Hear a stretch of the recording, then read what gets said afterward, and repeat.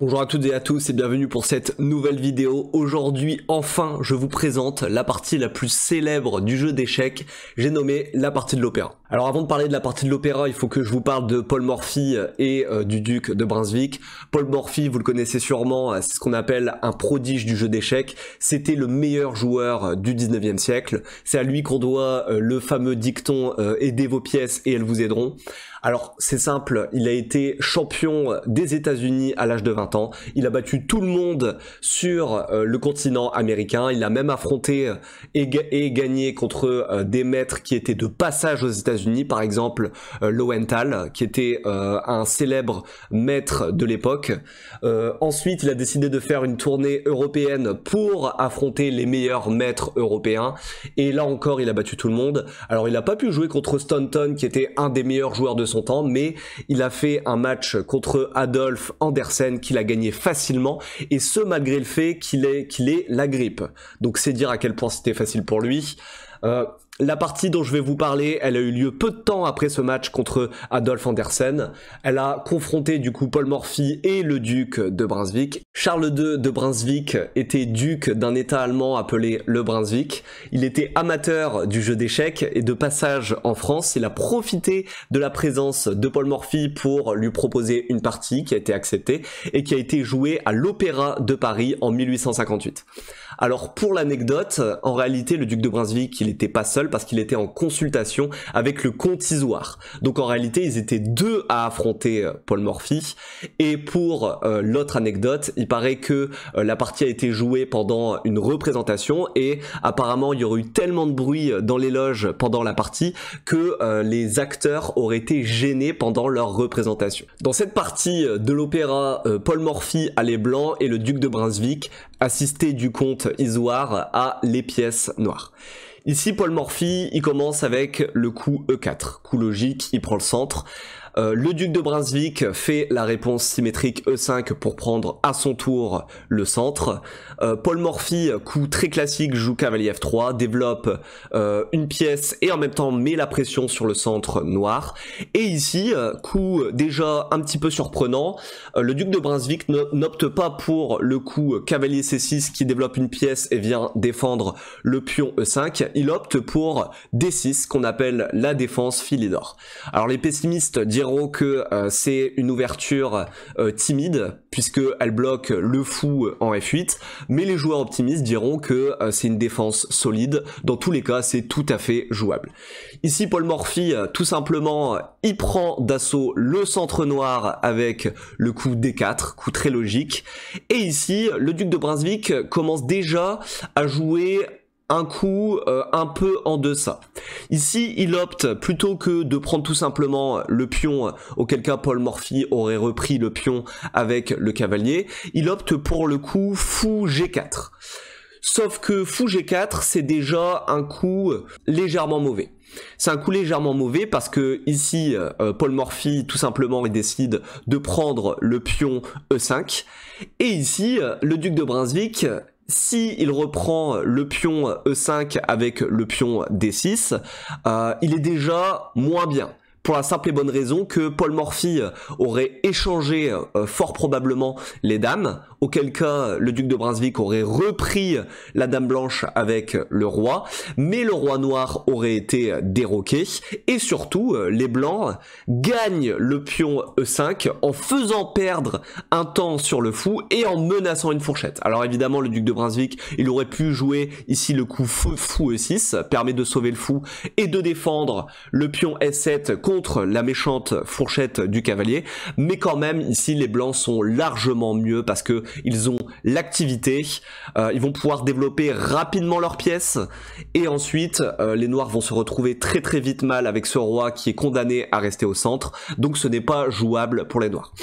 Alors comme les noirs ne peuvent pas reprendre immédiatement le pion, ici le duc de Brunswick décide logiquement de capturer le cavalier avec son fou. Ici Paul Morphy, il peut pas reprendre, enfin il peut reprendre le fou avec le pion, mais évidemment il n'a pas envie de le faire parce que sa structure serait largement dégradée à l'aile roi, donc il reprend logiquement de la dame en F3, et après ce coup évidemment le duc de Brunswick peut enfin récupérer le pion. Cependant, ici Paul Morphy va commencer à appliquer sa politique du un coup, une menace. Ici, Paul Morphy peut déjà développer une nouvelle pièce en créant une menace. Je vous laisse réfléchir si vous voulez trouver le coup de Paul Morphy. Ici, il a joué le coup Fou C4. Fou C4 développe une pièce et en même temps vient mettre une deuxième attaque sur le pion F7.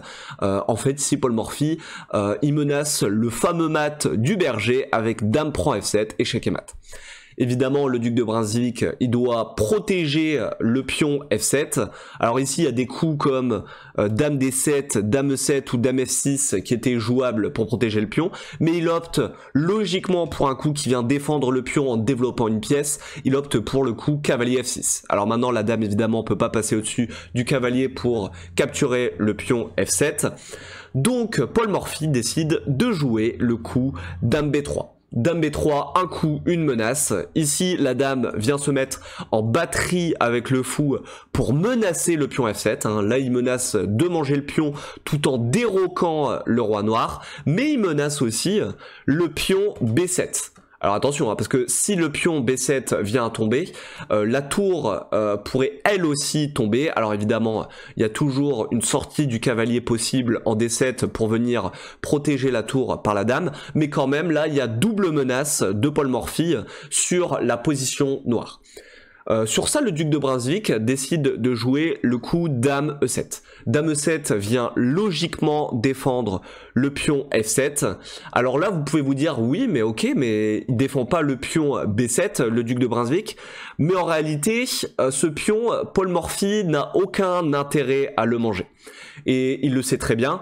Ici, si les blancs jouent le coup Dame prend B7, coup un peu greedy comme on dit, ici les noirs peuvent calmer les ardeurs des blancs avec le coup Dame B4. Et c'est pour ça que le coup Dame E7 du duc de Brunswick était une réponse très intéressante.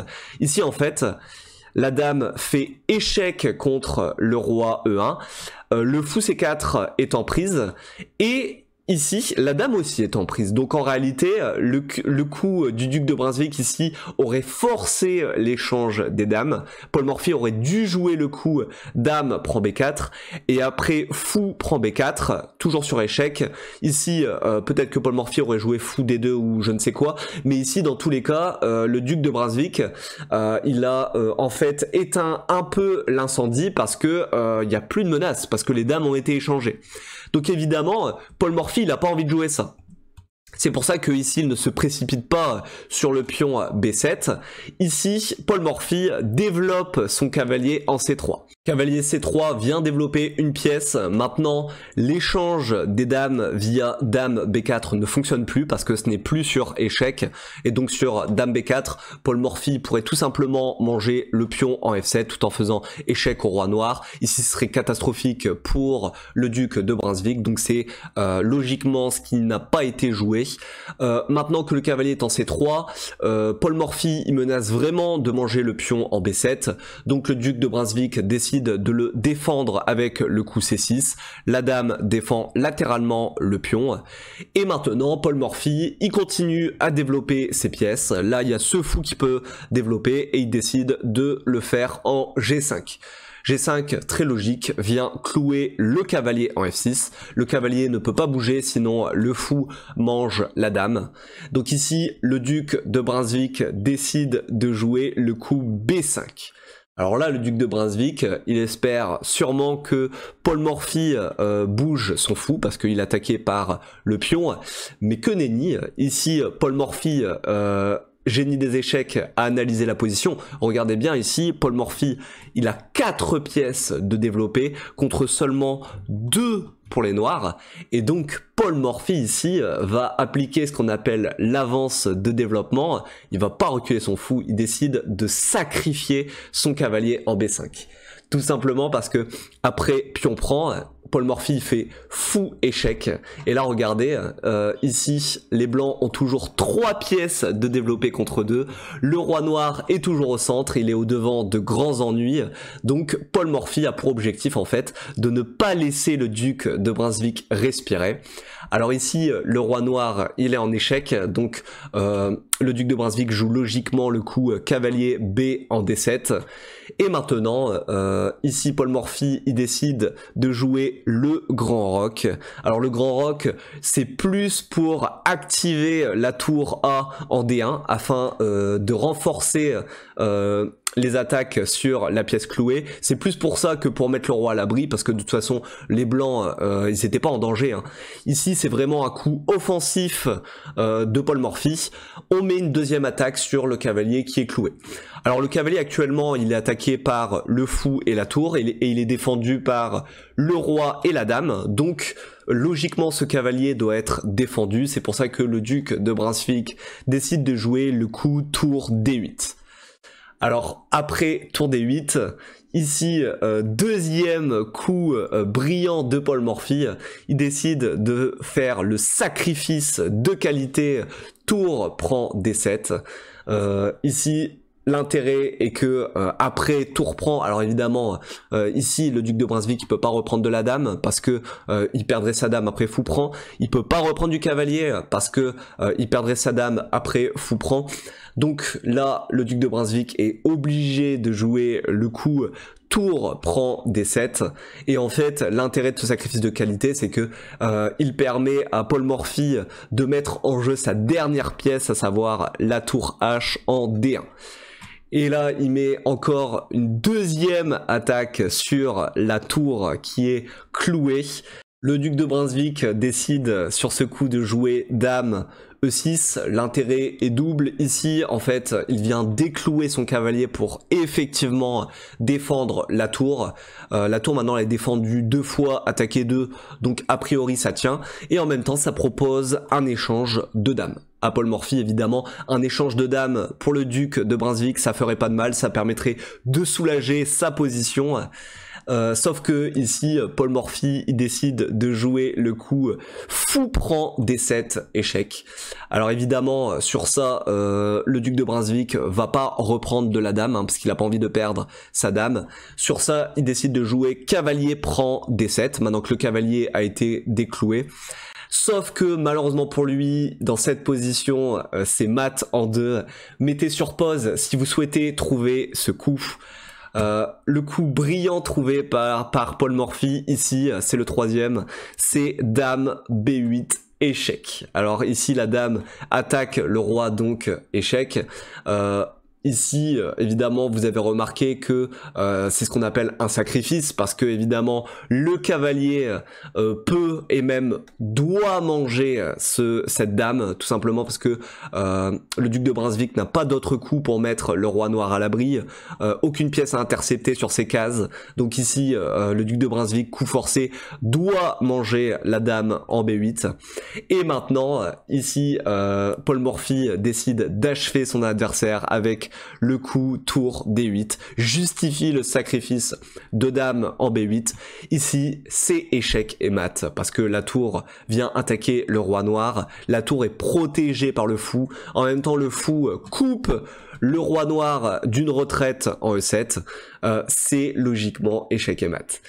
Partie brillante jouée par Paul Morphy. Ici vous avez eu l'illustration parfaite d'un thème qu'on appelle l'avance de développement, dans une position où vous avez plus de pièces développées que votre adversaire et où celui-ci a toujours son roi au centre. Vous devez tout faire pour ne pas laisser votre adversaire mettre le roi à l'abri, quitte à sacrifier des pièces. Vous avez eu ici un sacrifice de cavalier, un sacrifice de qualité et à la fin le sacrifice de dame pour mater le roi noir. Partie spectaculaire de Paul Morphy. J'espère que vous avez aimé cette partie de l'opéra. Si c'est le cas, n'hésitez pas à liker, à vous abonner à la chaîne, ça permet de soutenir mon travail. Pour vous expliquer un peu la suite de cette chaîne, je souhaite continuer les vidéos évidemment sur le jeu d'échecs lui-même, à savoir la stratégie, la tactique, mais je souhaite faire un peu plus de vidéos sur l'histoire du jeu d'échecs et précisément les anciens champions du monde et ce qui s'est passé un peu pendant la guerre froide, etc. Donc c'est-à-dire tout ce qui est Bobby Fischer, Victor Korchnoi, Karpov, etc. Je souhaite faire des vidéos un peu basées sur leur histoire. N'hésitez pas à me donner votre avis, n'hésitez pas aussi à me dire si vous souhaitez que j'aborde un certain thème. Je vous donne rendez-vous pour une prochaine vidéo, passez une bonne après-midi, ciao ciao.